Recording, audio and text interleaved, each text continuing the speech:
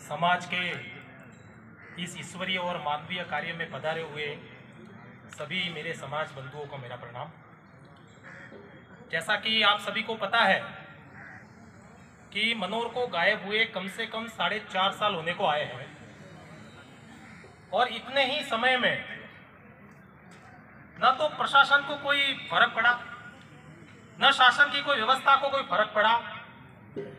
बस दिन ब दिन उस मामले को किसी भी प्रकार से कैसे उलझाया जाए, वैसी अदृश्य शक्तियां हमेशा लगी रही। मनोहर खाली प्रकाश जी का बच्चा नहीं था और नहीं मनोहर खाली नेत्रा गांव का लड़का है। मनोहर यहां पर मौजूद हर उस व्यक्ति का भाई है, मित्र है और बेटा है। आप खाली एक बार कल्पना करके देख लो कि हमारा बच्चा, समझिए यदि 10-15 मिनट से इधर उधर हो जाए, हमारी आंखों से ओझल हो जाए, तो हमारे हाथ पैर फूलने लगते हैं। हमारे को लगता है कि हमारा बच्चा कहां गया। उस परिवार की वेदना को आप समझिए, जिस परिवार में आज दिन तक उसका लाल 4.5 साल होने को आया है, नहीं आया लौट के। इकलौता बेटा है मनोहर और 3 बहनों का भाई है वो। मैं खुद उनके घर पे गया था। आज से आप सब बोलते हैं कि नेतृत्व की जरूरत की, तो आप देखेंगे कि लगभग 2 या 2.5 साल पहले सोशल मीडिया पर कहे या नीचे धरातल पर कहे, हर जगह पर ज्ञापन दिए गए, हर जगह पर मनोहर के लिए आवाज उठाई गई। उस समय सत्ता में भाजपा की सरकार थी, आज कांग्रेस की सरकार है। मैं इन दोनों सरकारों को इस मामले की समानांतर दोषी मानता हूं।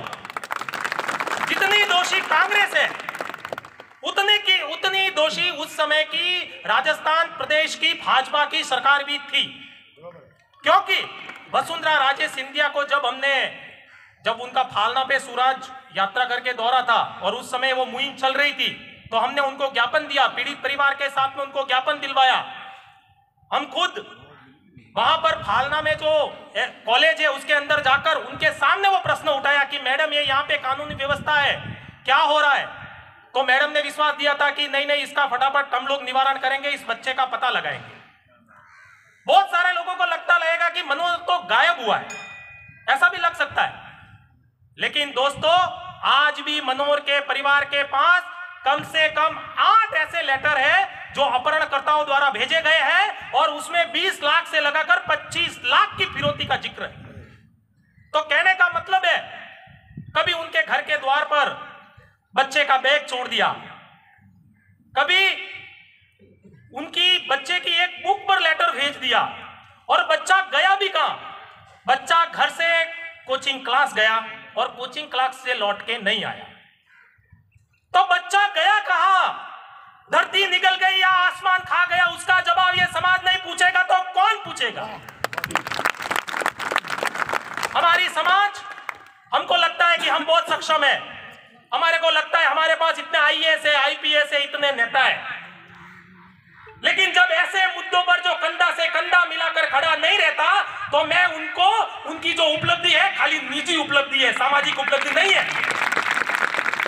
वो बड़े आईपीएस बन गए, आईएएस बन गए, कहीं से विधायक बन गए, बहुत समय पहले कुछ न कुछ उन्होंने संगठन में कार्य किया, लेकिन समाज के लिए खड़े नहीं मिले। तो फिर इस उपलब्धि का हमारे लिए क्या फायदा, यदि हम अंतिम व्यक्ति की आवाज नहीं उठा सकते। मैं मनोहर के परिवार के पास जब मिलने पहुंचा तो मेरी हिम्मत नहीं हुई उनके घर के अंदर जाने की। उनके पिताजी मुझे मिले रास्ते में और उनके पिताजी ने जो शब्द मुझे कहे, मैं इस पवित्र धाम से वो शब्द नहीं कहना चाहता, लेकिन मैं इस चेतना के लिए, इस आंदोलन के लिए वो शब्द जरूर कहूंगा। उन्होंने मुझे कहा कि मुकेश जी, आपने प्रयास तो बहुत किया, प्रशासन पर खाली इतना दबाव बना लीजिए कि मेरे बच्चे की एक हड्डी ढूंढ के ला दीजिए। इससे बड़ी शर्मनाक और इससे बड़ी दुर्भाग्यपूर्ण बात क्या होती है। वो परिवार आज समाज के सामने झोली फैला के खड़ा है। क्या हमारा हक नहीं बनता हम हमारे समाज के उस लाल को ढूंढने के लिए मदद करें? क्या हमारा हक नहीं बनता? क्या हमारा इतना भी स्वाभिमान नहीं है, या हमारा इतना भी समाज प्रेम नहीं है? बड़े बड़े मंचों से तो समाज के जयकारे बहुत सारे लगेंगे और आगे भी लगते रहेंगे, लेकिन ऐसे कार्य में आप किस तरह से कंधा से कंधा मिलाकर इस कार्य को करेंगे, वो गुरुदेव खेताराम जी महाराज भी देख रहे हैं और उनका आशीष हमारे सामने है। जब राजनीतिक नेतृत्व की बात आती है तो उस समय हमने बहुत सारे राजनेताओं को संपर्क करने की कोशिश की, युवाओं ने भी बहुत सारे राजनेताओं को संपर्क करने की कोशिश की। उनके कहे हुए शब्द मैं यहां पर नहीं दोहराना चाहता, क्योंकि वो शब्द हमारी समाज के लिए इधर घाव दिए, उन्होंने ऐसे ऐसे शब्द बोले हैं हमको। लेकिन ठीक है, जाने दीजिए। हम बोलते हैं नेतृत्व की जरूरत क्यों, हम बोलते हैं अभी राजकीय जी पुरोहित इसका नेतृत्व क्यों कर रहे हैं, तो बताता हूं, उसके लिए बताता हूं आपको। नेतृत्व की जरूरत इसलिए है कि 2.5 साल पहले जो मुहिम चली थी, 2.5 साल पहले जो मनोहर के लिए आवाज उठी थी, हम नौशकीय थे, हमारे को इतना अनुभव नहीं है, ना राजनीति का अनुभव है, ना सामाजिक का भी ज्यादा हमारे को अनुभव नहीं है। उस समय हमारे पास नेतृत्व नहीं था, इसके लिए गाड़ी डगमगा गई। और जो लोग इस केस को भ्रमित करना चाहते थे, जिन लोग को लगता था कि मनोहर का पता नहीं लगना चाहिए, मैं आज भी आदरणीय राजकीय जी साहब आपसे कहना चाहता हूं, ये केस जितना सीधा दिखता है उतना नहीं है।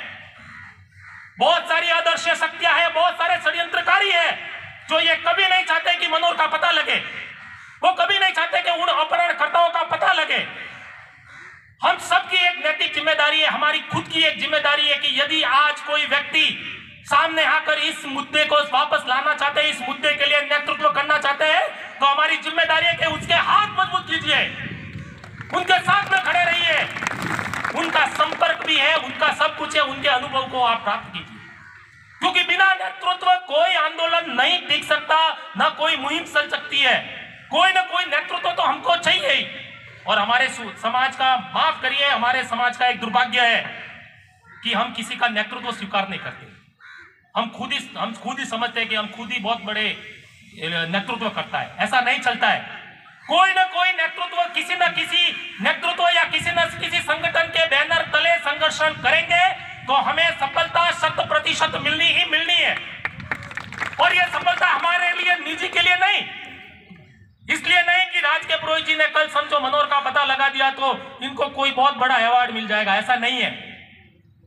यह इसलिए कि आने वाले समय में भी मनोहर जैसी घटना किसी भी परिवार के साथ में नहीं हो। किसी का भी बच्चा 4 साल से घर नहीं लौटा है, ऐसी वेदना नहीं हो। मनोहर का परिवार कहता है कि हमारा बच्चा गए जाने के बाद हम लोग फोन उठाने से भी डरते हैं। दरवाजे पे कोई नॉक नॉक करता है तो हमें डर लगता है, हमें लगता है, और हम ऐसी बेचैनी महसूस करते हैं। जब फोन की घंटी बजती है हम दौड़ते हुए जाते हैं, फोन उठाते हैं, बोलते हैं। हम सोचते हैं कि शायद मनोहर का कोई पता होगा। इस वेदना को आप सबको समझना होगा, क्योंकि आपके घर में भी संतानें हैं। नंबर किसी का भी लग सकता है, तय करना है आपको, क्योंकि अपराधी तो अपराध करने वाला ही है। जब तक सज्जन शक्ति खड़ी नहीं होगी, सज्जन शक्ति न्याय की आवाज नहीं उठाएगी, तब तक कुछ होने वाला नहीं है। हमारा समाज सक्षम समाज है, हम क्यों पीछे हैं या क्यों ऐसे आंदोलन। बहुत सारे लोग हमारे को मिलते हैं, बोलते हैं कि भाई आप लोग आंदोलन नहीं कर सकते, आप तो शांत समाज हो, एकदम आप अनुशासित हो, आप लोग आंदोलन नहीं कर सकते, आप लोग कहीं पे भी उग्र आंदोलन नहीं कर सकते। मैं इस मंच से, इस पवित्र मंच से राजकीय पुरोहित जी को कहना चाहता हूं और उनसे मैं वादा लेना चाहता हूं कि ये बोलने वाले को समझ में आ जाना चाहिए कि ये राज पुरोहित नहीं, 1 लाख राज पुरोहित है। इनकी हुंकार खाली ऐसे ही नहीं है। हमारे भले निजी मतभेद बहुत सारे होंगे, मेरी भी किसी से नहीं जमती होगी, आपकी भी बहुत सारों से नहीं जमती होगी, लेकिन जब मुद्दा समाज का है, और वो भी मुद्दा कैसा, ये मानवीय मुद्दा, एक बच्चे को वापस लाने के लिए इससे बड़ा ईश्वरीय कार्य कोई नहीं हो सकता।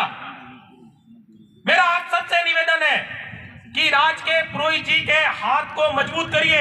यदि कोई नेतृत्व करने के लिए सामने आ रहा है तो उनकी हिम्मत बनिए, उनका मनोबल तोड़ने का कार्य बिल्कुल मत कीजिए, क्योंकि केकड़ा प्रवृत्ति की तो हम लोग बहुत सारी ये कर चुके हैं। ये अभी चीजें नहीं करनी है। यदि समाज के लिए कुछ करना है, समाज के लिए कुछ बात करनी है, समाज के लिए आगे कुछ विषय रखना है, तो हमें मजबूत नेतृत्व का साथ जरूर लगेगा। वो भी टीम पूरी की पूरी साधुवाद की पात्र है। कम से कम ऐसा लगभग 1000 पत्र मुख्यमंत्री कार्यालय में पहुंचाई गई है। वो भी टीम इस अभियान से जुड़ी हुई है, उनका भी बहुत बहुत साधुवाद है। लेकिन मुझे दुख तब होता है उन विधायक या उन मंत्रियों के लेटर को यदि कोई रिप्लाई नहीं देता है तो दुख नहीं होता। लेकिन हमारे लिए हमारे ब्रह्म वाक्य, हमारे लिए हमारे गादीपति, हमारे लिए हमारे आस्था के केंद्र ब्रह्मधाम आसोत्रा से यदि लेटर जाता है और प्रशासन के कानों पे जू नहीं रेंगती तो इससे बड़ा दुर्भाग्य क्या हो सकता है? हमारे लिए उनसे बड़ा लेटर की क्या जरूरत है? लेकिन नहीं, प्रशासन अपने पूरी तरह से आनंद में बैठा है, छोटी मोटी जांच दे देगा, ऐसी मुहिमों को विफल करने के लिए छोटी मोटी जांच जरूर देगा। लेकिन मैं इस मंच से कहना चाहता हूं कि सीबीआई जांच के अलावा या कोई उच्च स्तरीय जांच के अलावा इस केस का निपटारा होना बहुत ही मुश्किल है, क्योंकि हर जगह मैनेज करने वाले वो हस्त जो षड्यंत्रकारी है वो बैठे हैं। वो कभी नहीं चाहेंगे कि मनोहर का पता लगे। तो आप सबकी जिम्मेदारी है कि हम सब इस मानवीय और ईश्वरीय कार्य में कुछ नहीं तो यही समझिए कि मेरा बच्चा खो गया है। मेरे उस बच्चे के लिए मुझे प्रयास करना है, मेरे उस बच्चे के लिए मुझे कोशिश करनी है, और मेरे बच्चे को जब तक न्याय नहीं मिलता, उस पीड़ित परिवार को न्याय नहीं मिलता, तब तक चुप नहीं बैठना है। जय गुरुदेव।